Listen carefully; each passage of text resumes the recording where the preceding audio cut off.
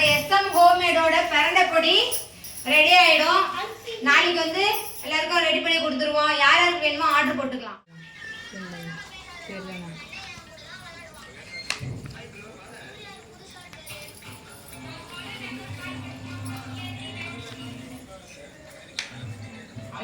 வாங்க மக்களே, பிரண்டை பொடி ரெடி பண்ண ஆரம்பிச்சாச்சு.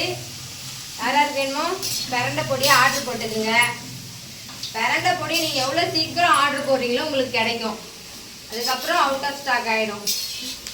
பிரண்டை பொடி இன்னைக்கு தான் ஆர்டர் போடுங்கன்ற 1 hour 2 hourலாம் ஆர்டர் வந்து அவுட் ஆஃப் ஸ்டாக் ஆகிடுது. அதுக்கு நான் பொறுப்பு இல்லை. உங்களுக்கு வேணும்னா ஆர்டர் போட்டுக்குங்க.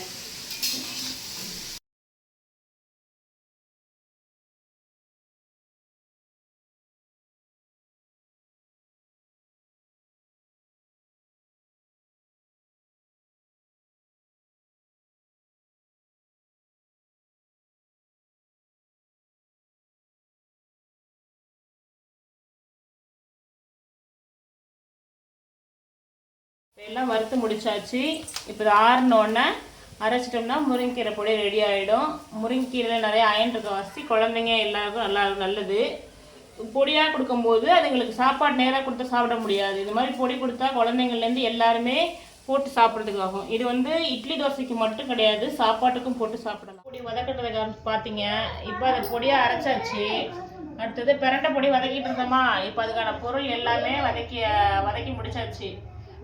பிரண்டை, பருப்பு, பூண்டு, கருவேப்பிலை, உப்பு, எள், வரமிளகா எல்லாமே வறுத்தாச்சு.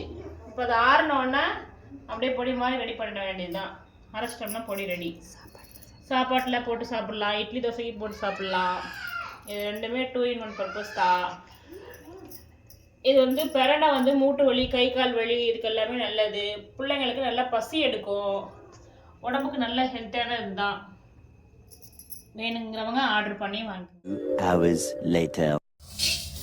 இப்போ கருப்பு கவுனி கஞ்சி பவுட்ரு வந்து செகண்ட் பேட்ச் ரெடி ஆகிட்டு இருக்குது.